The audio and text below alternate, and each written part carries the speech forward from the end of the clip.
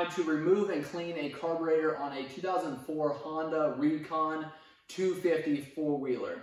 This carburetor is obviously on here. We're going to have to pull this seat. I'll show you how to remove the side panels. I'm going to show you how to remove the air box and remove the slide and the throttle cable out of the carburetor, and then I'll set that carburetor on a bench. We will go through and completely clean and rebuild that carburetor. I'll show you how to put it back into the four-wheeler, and then I'll show you how to start the four-wheeler back up again. I'll show you how those hoses are routed. You've got vent lines and fuel lines on this carburetor here. Then I'm going to show you exactly how those are routed. I'm going to show you which tubes go where, and we also have our choke cable there. I'll show you how to remove that. So if you guys have questions or comments, make sure you leave those in the comment section below. Give us a thumbs up if you found this video helpful. Hit that subscribe button so you are made aware when we come out with more videos. We've got a bunch of other videos coming out on these Honda Recon 250s, so make sure and check those out. I've also done a complete overview. I've done a service. I've done a brake job and a bunch of other videos, like I said. So make sure you check those out on our channel. I do appreciate you guys watching. All right, to remove the seat on this Honda Recon, you're going to go over here on the left-hand side. You're going to grab this little handle, pull up on it. You can actually pull that seat back a little bit. You can see here you've got two knobs on the front side. You've got a latch in the back, and then you've got two posts clear in the back. So those have to be removed and pulled out there, sort of in the back position to get that seat off of there. Underneath of your seat is your air box. You can remove this carburetor without removing your air box. It's fairly difficult, and we want to make sure that we don't drop anything down into our carb area there. So I'm going to actually remove this air box so that we can get that carburetor pulled out a little bit easier. But like I said, you don't absolutely have to. So first thing, you're going to need a Phillips screwdriver. We've got two clamps. I'll give you a close-up here in just a second. The other thing that I'm going to do is remove these side panels. Probably not 100% necessary to remove those, but they're easy enough to do, so I'm going to show you how to do that, and then we will get into that carburetor. All right, the pair of side dikes, what I'm going to do with those is actually grab ththese little plastic clips. So I'm going to get in there. You can see that there's a spot on there to grab either with a flat screwdriver, get in there and pry behind there, or I like to grab a pair of side dikes there, get in behind there and pull it out. Now you've got the bottom piece that we just dropped there. Do the same thing with this one up here. Pull the top. This both top and bottom came out with that one. We've got two in the front I'm going to remove. All right, we've got that bottom one removed on the front of it there. We've also got one here clear down by your foot. I'm not sure the camera's showing you this one, but we've got one down there by the back of our calf there. Now you've got a 10mm bolt here. I'm going to grab an impact, zip that one off.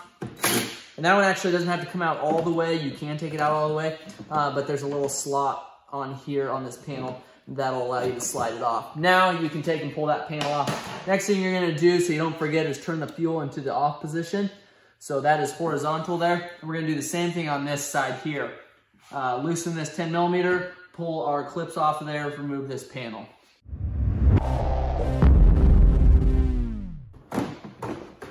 Okay, now that panel is ready to come off of there. Set that aside. We've got our fuel shut off.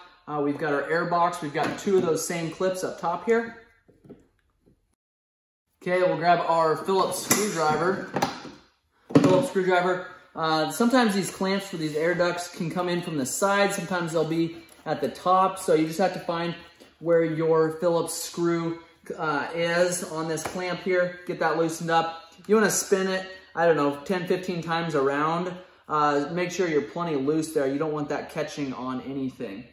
Now, it's going to be really hard for you to see, but us removing these boots off of here, just take and kind of pry on them. Don't pry on the carburetor. I just take that boot and kind of push on it. These boots shouldn't be really, really tight. They should be able to come off of there fairly easily. If they don't, you might want to, I don't know, hit the weight room or something, but you can just slide those off, slide them back, and then down, clear underneath of the air box, there's a little clamp and a little boot that can be pulled off of there, and I'll show you that here when I get it pulled off. I'll show you a close-up. All right, so now that we've got this bottom tube off here, the clamp is going to look exactly like this one here. So you can see that there. Pretty easy clamp to take on and off, but I'm talking about for this port here. This tube goes to the carburetor. This one goes to an intake boot. Now, guys that are snorkeling these will actually take and they'll put a longer tube on here, and it'll come up a lot of times in front of your steering assembly there and go up even higher yet, because you do not want to get water, for sure water, into this air box or this carburetor. And right now that inlet for the air boot is right here, and you don't want to get that wet, so you don't want water getting up higher than that. So I'm gonna set this air box aside for now. Before I unhook everything, I wanted to show you where all of these hoses go, all of the cables. I want to give you an up-close view of this. So we've got a couple different vent lines here. We've got one on the top that's actually going to wrap around and go underneath of the carburetor. And I won't unhook that one yet, so I'll show you when we get that carburetor flipped upside down. I'll show you where that hose goes to. Same with these two here. So these just wrap around and go to a different port on the actual carburetor itself. This is the fuel line coming from the fuel tank. So you can see that runs up there on top of your pan here. So that's going to be a little bit bigger hose than the rest of these. Possibly very slightly larger, maybe the exact same size. So that, just know that that comes in from up top here, goes straight down into your carburetor, and this line goes straight to your fuel petcock on the fuel tank itself. So the other line that's here, well, a couple other lines here. This is your throttle cable, so it comes in the top. This is not going to be a line. This is just a vinyl coating here that goes over top of your cable. There's another line here, and it goes, I'll try to get a closer view of that. This line here, and I'll show you where that goes on when I'm taking this this carburetor off, but this line here goes all the way up, follows your frame up here, goes right here, follows your throttle cable actually, and then goes up and actually just stops right up here underneath of this panel. So that's just a vent line there.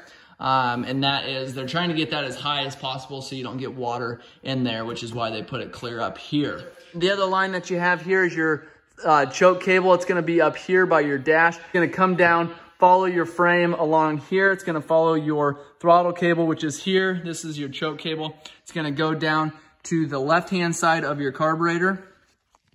And that is where the choke cable mounts up here. And it's going to be, there's going to be a little choke arm, this little black knob here that choke cable is going to hook into. But to remove that choke cable, and I'll do that here in a bit, you've got to remove this Phillips screw here, or at least loosen it. You can slide that choke cable up. So to remove our carburetor at this point, you've got a nut on either side of this intake manifold. So you've got a nut here and then one on the left-hand side of your carburetor. You've got to remove these. These are 10 millimeters. Just get a wrench in there the best that you can and remove those completely. And I will, again, show you that here in a little bit, but I wanted to give you an up-close view of what that looked like. So, all right, I showed you where to remove those two nuts on either side here. I got those pulled off, 10 millimeter wrench to remove those, slid those off. We've got our throttle cable coming in here. At this point, we could actually take and remove our carburetor, pull it up out of here, gives us a little better area to work. So I've got this vent line here that I showed you. So it goes right in front of where your inlet goes to your intake manifold here. Follows this around, goes to the other side, and this is actually the back side. So that line that I just showed you is on the back side of your diaphragm here. And then we've got your top one here, the front one that's going to sit along top. It goes down right beside your fuel inlet here. So this is where the fuel comes into the carburetor from the fuel tank. So that port is going to be right beside that. We've got our vent line that's here. It comes in horizontally. That goes up in front of the fuel tank. That line follows the right side of that frame all the way up. And then we've got our, obviously this line here goes on top of our port here, follows this around, goes to the top of this diaphragm. Obviously our throttle cable here. So I'm going to take and just spin this cap up. It's going to allow us just to take and pull this entire slide needle up and out of there. Typically this doesn't get dirty. It can, but typically if you've got a four-wheeler that's not starting or doesn't idle or doesn't rev up, most of the time it's not going to have anything to do with this slide, this needle, this spring, or this cap. And I'm not going to say always, but most of the time that's the case. Now, to remove our choke, I'm going to got a Phillips screwdriver here. I'm going to take a little bit of pressure here and get this screw loosened up. We've got that screw loosened up. Set that aside. Now we can take our choke cable and pull that out the top. and then we can actually take and slide it down. So hopefully you can see what I'm doing there. It's gonna allow us to get this cable out and around that holder. Then we can take and slide this cable out of there, and there we go. Now our choke cable is off. Set that aside. Now we just have this vent line. I don't like to pull all the way from up here, so I like to keep this vent line there, but we can take and pull that out of there. Take a flat screwdriver, kind of pry in behind there, lift that up, and that'll allow you to take that vent line out of there. Don't forget where that one goes. It goes right in between your choke cable mount here, and that's gonna go, again, up to in front of that fuel tank. Now we've got our bottom hose here. This is the drain line. I'll show you this more when we get this carburetor set on the bench and go through and clean it completely. All right, we've got our carburetor sitting here on the bench. I'm gonna go through now and completely clean this thing out. I am also wearing gloves. I would suggest it. You guys are welcome to comment below and make fun of my gloves, but if you are here smelling this fuel, I do believe you'd be wearing gloves as well. So leave a comment below if you like to wear gloves when you work on carburetors. Leave a comment below if you think it's absolutely ridiculous to wear gloves. But all that to say, I'm wearing gloves because this fuel really stinks. So, got our carburetor, got our vent line here. A lot of times you can just twist this off of here. We'll set this aside. I'm going to take then, there's 3 Phillips screws on the bottom of this carburetor, and that's going to remove the bowl. You can actually drain the fuel out of the bowl before you even start this process. The way that you do that, grab a flat screwdriver, remove that screw there, or even just loosen it up. Fuel is going to drain down this bottom nipple here, out this hose, and hopefully drain underneath of your engine, not directly onto your engine, because it will discolor your engine if that fuel sits on there and drips for any amount of time at all. Also, that being said, so that fuel drain line needs to be unplugged and unclogged at all times, because you want that fuel to drain out that bottom tab there so that that fuel isn't running into your airbox or your engine, depending on how that carburetor sits on your four-wheeler. If that float gets held open, that fuel is not able to drain out this bottom nipple here. That fuel has got to go somewhere, so it's going to drain into your motor. Could potentially be a dangerous situation for you, or just cause your four-wheeler not to start. Won't even turn over. It just loads that cylinder up with fuel, or it loads your crankcase up with fuel. No matter what, you don't want that to happen, so make sure that this is unclogged. Make sure that this fuel will flow out that bottom nipple there without any problems. And I'll show you what I'm talking about when we get into this carburetor a little bit more as to your float sticking. So take a lot of times, especially if this carburetor is gummed up,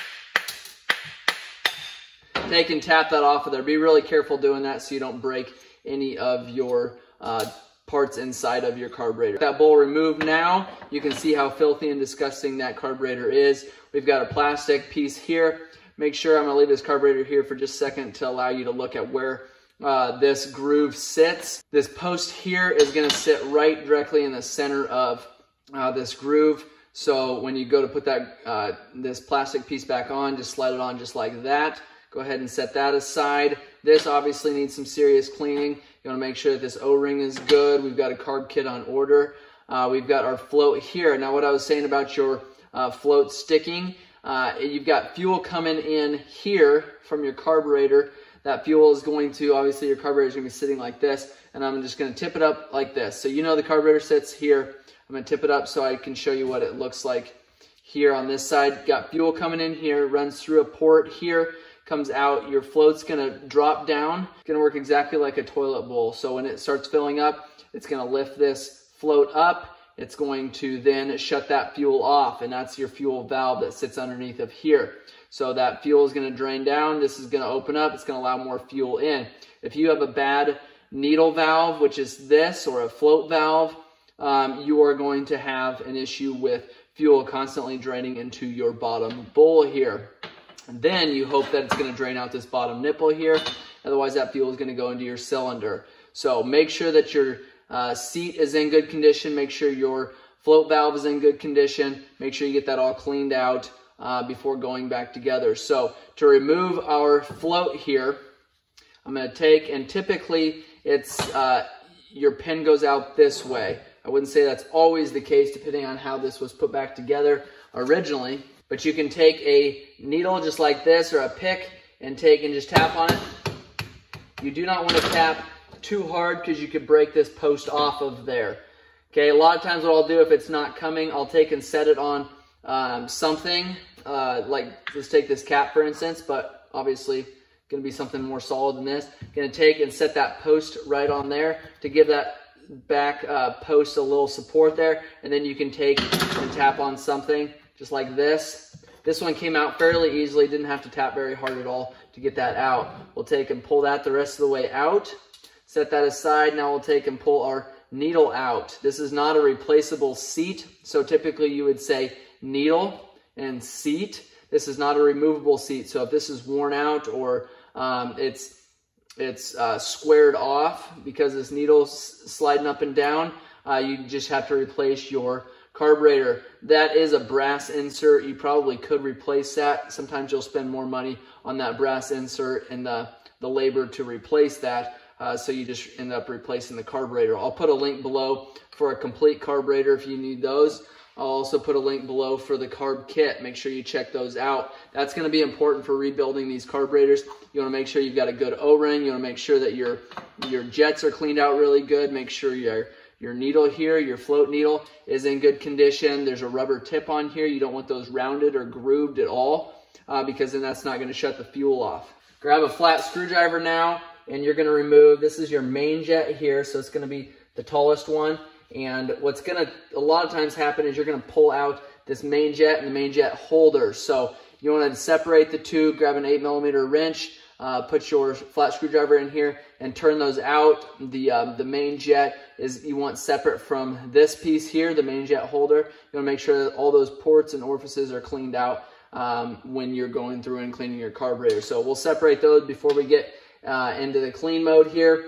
I'll take this pilot jet and remove this. I'll also, when I get these cleaned up, I'll tell you what size stock is and what they should be. So I'm going to go ahead and remove this pilot jet here. That's what it looks like. And then this, I believe, because I've already cleaned one of these already on my other Recon, is a 38. And I'll double check that for you, but I believe that's a 38. This right here is your air fuel screw. So the way that you would adjust this or set this is turn it in and then count the number of turns out. So my guess is this is going to be about 2 turns out, maybe 1.5 to 2 turns out. So we'll screw it in, half turn, 1.5, 2, 2 and about an 8. So 8th turn, half, 1.5, 2. And that's how you adjust those. You can pull this out. This is not typically a spot where fuel and any buildup is going to be. So most of the time you don't need to clean this out. We do like to remove these, spray through there with compressed air, carbon choke cleaner, make sure all those ports are cleaned out, but typically that's not going to be your issue. If your four-wheeler is not starting, more than likely it is your pilot jet here. Your pilot jet works from 0 throttle, so that means not giving it any thumb throttle at the handlebars, all the way up to a 1/4 throttle. Then your main jet's going to take over. Your main jet and your needle that's still on the four-wheeler is going to take it the rest of the way. So you push your throttle wide open, and that is going to take your needle all the way up. So if your carburetor's sitting this way, that's going to take that needle, go all the way up, and you're going to allow the most amount of fuel through your main jet here. So if you take and you add a smaller jet here, smaller jet size here, that's going to restrict the amount of fuel that's going to be flowing up into your cylinder. Same way, if you put a larger main jet on here, you give it full throttle or even throttle at all, that's going to allow more fuel to come up through your orifice here and through your venturi. So your choke assembly is here. You can see what it's doing there. When you pull that choke lever, you're actually shutting that flap. What that's doing is sucking all of your fuel through your pilot jet here, and not as much air. You're not going to have as much airflow through there. And you've got other orifices that air is flowing through, sucking more fuel in, and that is going to be how your four-wheeler starts. So you want to make sure it's important. You got a spring on here on this one. A lot of times they don't have springs, or sometimes those springs wear out. You want to make sure and kick that choke off of there before you start riding, because you're going to be starving your four-wheeler for air, and actually end up starving it for fuel as well. So I'm going to go through now, pull this diaphragm off of there. I'm going to take this hose and pull it off. Take and slide that off. Now we've got a Phillips right here. We've got 2 of them. We're going to remove these. And I like to keep my finger over top of this because this is spring loaded. It is a rubber diaphragm underneath of here. You don't want these pieces flying all over the place. We'll go ahead and remove those. So that's just 2 Phillips screws. There's 1. There's 2. Got this top cap off of there. There's the cap. There's the spring. And then here is your diaphragm here. You want to make sure that if you're removing this, that you don't rip or tear it at all. You can see there's no fuel up in this area here, so nothing to get gummed up, but that's what it looks like there. You want to inspect that, make sure it's in good condition. Now we've got most of our ports there cleaned out and parts removed. So now I'm going to take and throw this in the ultrasonic cleaner. I'm going to get it completely cleaned out. Obviously going to take these vent lines off of here so we can get for that ultrasonic cleaner to flow through all these ports, make sure it's cleaned out. We're going to take compressed air then and blow it all out. So that is dismantling the carburetor on a Recon 250. I'll show you as we go back together with it. All right, we have our carburetor for our 2004 Honda Recon 250 completely torn down here. We've got it ran through the ultrasonic cleaner. We've blown through it with compressed air, carbon choke cleaner. We are ready to go back together with this. We've got our air fuel screw here. This has got a very, very small washer, so you want to make sure that that gets picked up and installed correctly. So we've got on here already a O-ring that's here that is in kind of a groove of this screw here. Then we have a spring, and then we have this very small washer that we're going to put on there. Slide that on. And then what I do is actually I'll kind of take and hold it up right so that those pieces don't fall out. If you just turn that upside down, you have potential of just dumping those parts out. So then what you do, like I said earlier, I believe in this video, run that all the way in, and then you're going to count the number of turns out. So we've got half turn, 1 1/2, 2, and this was 2 1/8, I believe. So that is the correct position. Next thing that we're going to do is we've got our needle here. Again, this is your float needle. This is your float, and then this is your seat down here. I'll point to that. This is your seat. So somebody says it comes with a needle and seat, or you need to replace your needle and seat. On this model, you can only replace your needle. You can't replace your seat. So if your seat is worn out, if it's squared off, then you're just going to need to replace this whole carburetor, which isn't terribly expensive, but if you can take and rebuild that, it would be better than just replacing your carburetor. All right, now to put this float and this needle back in, you're going to take and set that needle down inside of that float groove there. You can see from the bottom, that's what that looks like. Set it down in there. And then if you remember the order that we took this pin out of here, you've got the splined side of that pin is going to go onto the taller post. You can see there 2 different size posts. You got the taller one and the shorter one. So you just take, the reason why they do that is because you've got something to tap against if you do need to tap this pin out of there. Maybe that wasn't what Honda was thinking at all, but it works good for that reason. So take then, once you get that in, and you can a lot of times just tap it in with a small screwdriver. Now that that's tapped in there, you don't have to hit it very hard. You don't want to hit it very hard. You'll break that post off. So, all right, for a main jet here, that main jet's going to screw right on that main jet holder. We've got a 95, so this is a small main jet, obviously not a big four-wheeler. Take and screw that in. It takes a 7mm wrench to screw your main jet holder in there. Or a lot of times what we'll do is just take our flat screwdriver and screw it all in at once. Not a bad idea just to take and double check that main jet holder's in the right position there. Take your pilot jet. This is a 38, so the orifice size is a 38 on the pilot jet. Take and run that in, and then snug that up. These are brass jets, so you don't have to go Hulk mode on them. Just get them in there, snug them up, and that's about all you need to do. Now we've got our bottom bowl here. Again, take compressed air, blow this out, make sure it's all cleaned out from any debris. This O-ring, you want to make sure that's in good condition. Make sure there's no buildup on here. Make sure it's going to seal properly. And then before we put our bowl on there, you want to take this plastic spacer here and put it into place. You remember how we took that off? That groove is going to be on your float side there. And then you take this, set it right down on top of there, just like that. You're going to take 3 of your longer Phillips screws there, run them in, and then snug these up. Again, just to save the next guy some headache, you don't have to go Hulk mode on these either. This is an aluminum carburetor. All of these bolts, if you over tighten them, are just a huge pain to get off of there. So just be careful you don't over tighten them. But you do want to make sure they're snug so you don't have any fuel leaking. That O-ring will hopefully get you sealed up there so you won't have any leaks. Now to flip this up and over, we've got our diaphragm here. Our post is going to go down. So you can see there, we put that post down. There's this rubber diaphragm here has to be in the groove there. This spring will help hold that down. And if you've gotten fuel or any kind of a cleaner on this rubber diaphragm here, there's a good chance that it's going to have shrunk down. Or if you've got other kind of cleaners on there, it may have expanded. You might have a hard time getting that to stay in there. It's best to just let that air dry. If you need to, set it in a window, let it dry out in the sun. So take and set that in. Once the spring's in place there, set this top cap on there, and then you'll be ready to go with your 2 smaller Phillips screws there. Take and snug these up.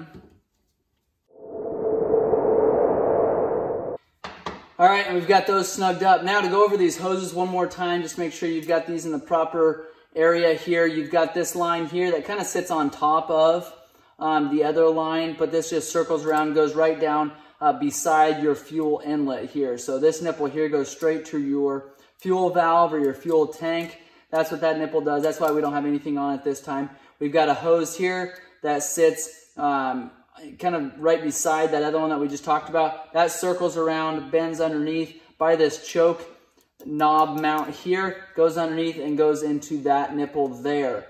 Now we've got a tab here that goes and runs up here, and it'll connect to a different spot on the four-wheeler, and I can go over that again when we go to install this. But just wanted to go over those lines quick with you. This over here is your idle adjust. So if you want to turn that up or down depending on where your four-wheeler is idling at, you want to make sure that you do that when the four-wheeler is warm. Make sure your choke is off and make sure your four-wheeler is warmed up. Otherwise, you're going to be readjusting this idle screw once your four-wheeler does warm up. So that's kind of everything about the carburetor while it's off. Again, I've gone over this already, but that's the drain to drain your bowl there.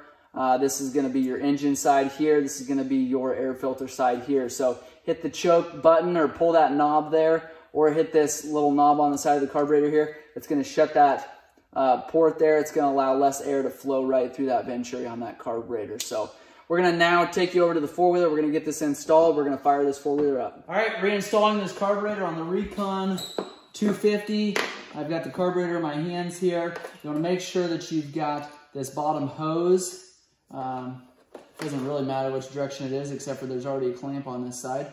I'm going to shove that on there, and then you want to make sure that you get that routed so it's not just sitting directly on top of your motor. This is going to be, if you remember me talking about this hose earlier, the hose that the fuel dumps out if there's too much fuel in that bottom bowl there. So we've also got this line here. You want to make really for sure that when you put this on, that this clamp is not in the position to where it's going to pinch this hose. What that does is if there's any kind of dry rot on this hose, a lot of times when you take and push it onto the nipple on the actual carburetor itself, it'll break off a chunk of rubber. Problem when that happens is then that rubber goes straight into that float valve that we were talking about, holds that float open, and immediately your four-wheeler is going to start leaking fuel after that bowl fills up. So you want to make sure you take and push that clamp up a little ways. You want to make sure that this is all clean and in good condition before you shove it onto the four-wheeler. Maybe before we do that, we ought to install the choke cable, since we're going to kind of be in that same area. So we're going to install that, put that in that groove there. Hopefully you can see it from that camera angle. Screw that Phillips in a little bit. Pull that around there, and then you want to make sure that when you tighten this up, that you're not actually engaging the choke. So make sure that that choke is all the way down, but you do want to make sure that when you pull that choke knob, that choke is engaged. So before we tighten this down completely, I want to make sure that when I pull the knob at the handlebars, that choke cable will actually pull that knob there. So looks to be in good condition and in the correct spot there. We'll go ahead and snug that up. All right, now that is snugged up there. Now we have got this fuel vent line here. This goes up to in front of the fuel tank. You can shove that on there. That just goes on right in front of that choke knob. Then we have your fuel line. Okay, this one right here kind of circles around everything and it'll go into your top plunger area there, that top cap. Again, you want to make sure that that the clamp is pulled off of the end there so you don't cause that to push rubber down in that diaphragm area. Okay, that'll circle around to there. And then make sure you push that clamp back to where it needs to be.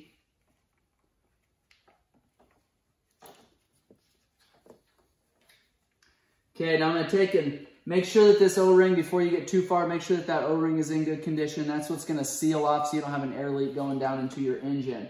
That can cause all kinds of problems if you do. So make sure that stays in position. If that continues to fall off or you have issues like that, what you can do is take a little Vaseline or very little bit of grease there, put it on there. That'll kind of hold that into place. Take and snug up that 10mm nut on that side. We'll go on this side, which is a little more challenging, and what I had to do for a different one is actually take a screwdriver, hold that into place there, and then just use your finger and turn it on there just to get it started. Once it's started, typically it threads on pretty easily, and then you can get your wrench in there. Snug those up. Again, that'll cause a major air leak if you don't have those tightened up, so make sure those are good and tight before you go much farther. All right, now we have that on. Now what I'm going to do is take our fuel line coming from our fuel tank, slide that into position. Again, just trying to make sure this is actually going to go underneath of here. I don't know if that's completely necessary, but just to have less kinks in these hoses, I'm going to put these underneath of the choke cable here and the other vent line. Slide that on, just being really careful you don't break off any rubber pieces into that nipple there.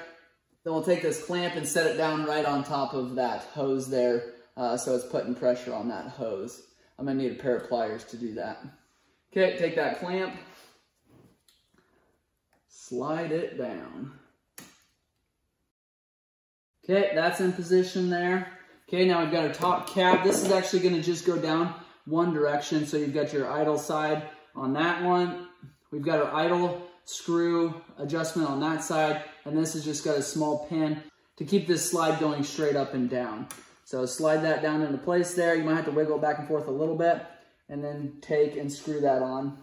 You should have, I wanted to show you, a seal up top of here, down inside of this cap, that'll seal things up so that you do not have an air leak up top there. You want to make sure that that O-ring is good and make sure that that's in place before you start screwing this on.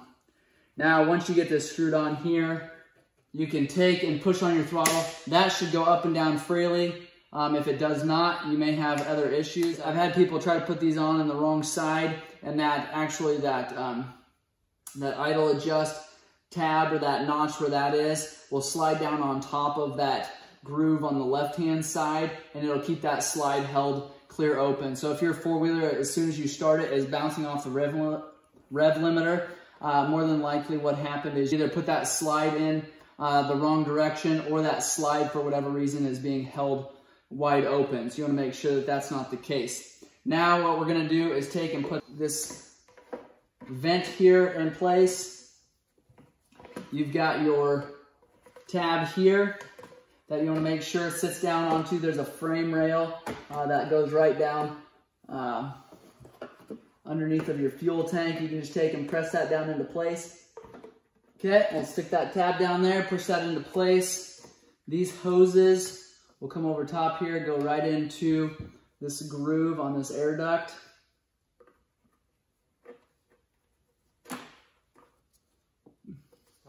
All right, next we're going to stick our air box in. We've got this bottom hose that actually goes directly to the crankcase. Make sure that that's on. That should have a clamp. It looks like about a 3/4 inch hose, probably outside diameter. Slide that into place. Make sure that that clamp goes on there. If you put those carburetor air boots on first, you're going to have a harder time getting your hand in between your air box and your carburetor and your exhaust here to attach that. So I like to do that first, and then we can take and slide our air box into place. The next clamp I like to do is the one by your carburetor, or onto your carburetor, so that way you're not sliding dirt and stuff down into your actual carburetor there. So tighten up this clamp here, Phillips screw,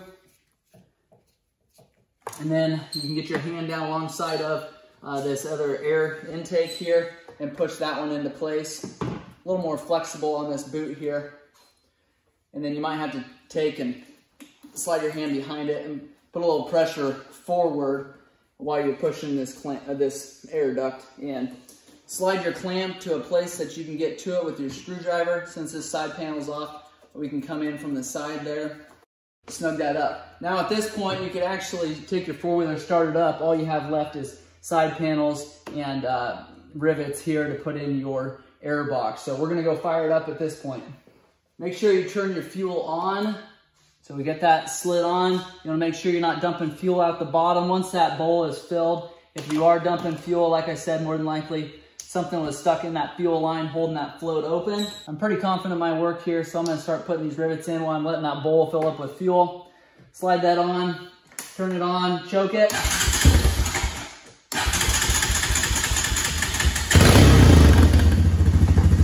There you go.